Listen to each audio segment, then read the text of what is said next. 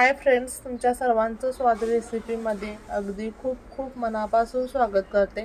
रमजान महिना निघून बरेचसे दिवस झाले आहेत आणि एकही माझ्याकडून अजून रमजान स्पेशल अशी व्हिडिओ रेसिपी अपलोड झाली नव्हती।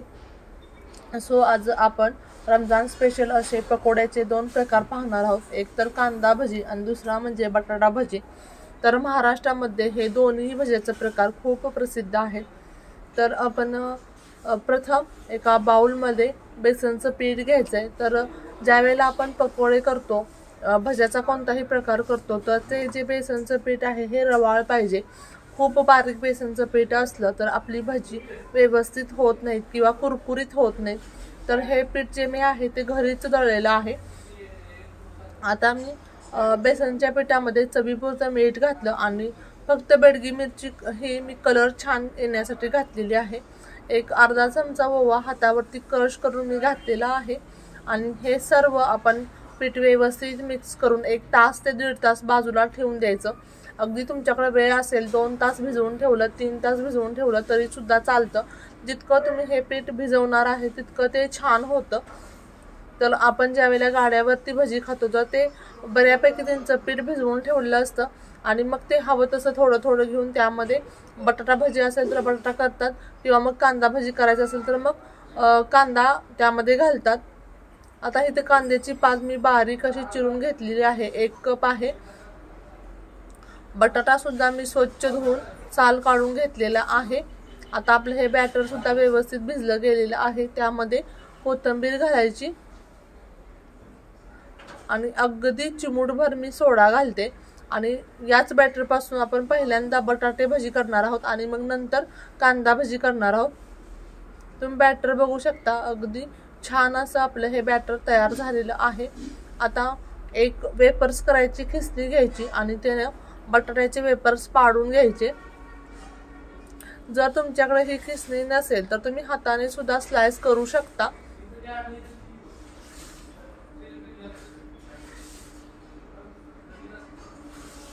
हे बघा किती पातळ अशी आपली ही स्लाइस झालेली आहे।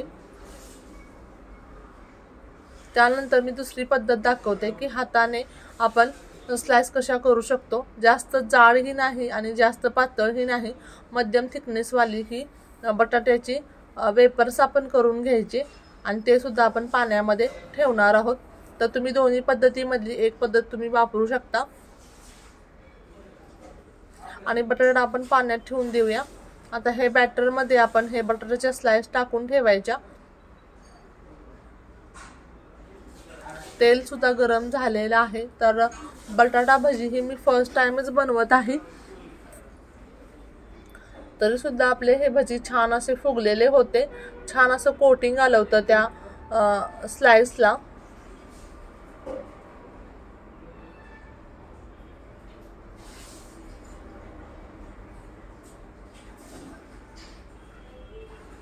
मध्यम गॅसवरती आपण भजी आहेत ते फ्राय करून घ्यायचे, जेणेकरून भजी आतमध्ये कच्चा नाही राहिला पाहिजे। डार्क ब्राउन कलर आला की आपण ही भजी जी आहे ते प्लेट मध्ये काढून घ्यायची आहेत। आणि दुसरं महत्त्वाचं कारण म्हणजे माझा छोटा मुलगा अजिबात कांदा खात नाही, सो स्पेशल त्यासाठी मी आज हे भजी बनवलेली आहेत। कारण मोस्टली तो मग खातच नाही कांदा असेल तर। आता आपली ही भजी आपण एका प्लेट मध्ये काढून घेऊ। तर त्याच्यापूर्वी व्यवस्थित तेल आपण नितळून घ्यायचं आहे। गॅसची फ्लेम मी बारीक केलेली आहे। वाव, मस्त आपली ही बटाटा भजी तयार झालीत। मी त्यातला एक भजी तुम्हाला कट करून दाखवते, मस्तच। आता आपण कांदा भजी करण्याकडे वळू। तर आपलं हे बॅटर आहे त्यामध्ये आपण 1 कप कांद्याची पात घालायची।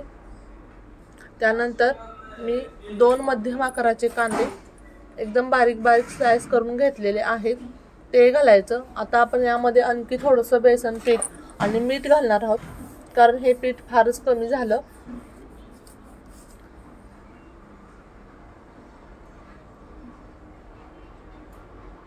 थोडंसं बेसन पीठ,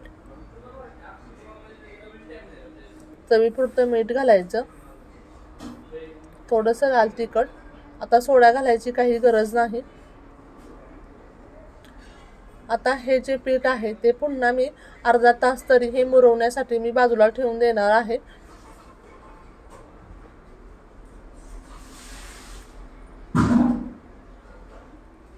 अर्धा तासानंतर आपण ह्याची भजी करून घेणार आहोत.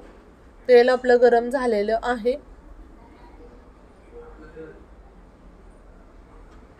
छान तेल गरम झालंय. त्यामध्ये आपण पकोडे करून घेऊ. तर चमच्याने सुद्धा तुम्ही करून घेऊ शकता, पण हाताने जर व्यवस्थित आपण ही भजी केली तर छान असा आकार येतो आणि टेस्टमध्ये सुद्धा फरक पडतो. भाज्या सुद्धा हिरव्या पालेभाज्या ज्या असतात तुम्ही खुडून जेव्हा करता हाताने त्यावेळेला त्या भाजी टेस्ट बघा, आणि ज्यावेळेला तुम्ही चिरून करता त्यावेळेला सुद्धा टेस्ट बघा, तुम्हाला नक्की फरक जाणवेल.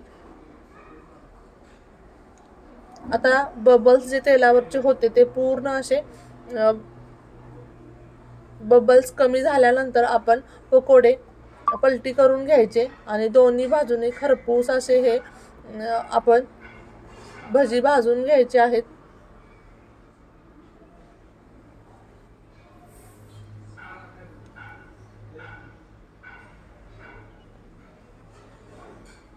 जर प्रथमच तुम्ही माझा व्हिडिओ पाहत असाल तर चॅनलला सबस्क्राईब करायचे, जेणेकरून नवीन येणाऱ्या रेसिपीचं नोटिफिकेशन सर्वात प्रथम तुम्हाला मिळेल. आता आपण हे पकोडे एका प्लेटमध्ये काढून घेऊ. छान असा कलर आलेला आहे आणि टेस्ट सुद्धा भन्नाट अशी झालेली आहे. त्यानंतर काही हिरव्या मिरच्या मी तेलामध्ये फ्राय करून घेते, त्याशिवाय पकोडे खाने का मजा नाही आता.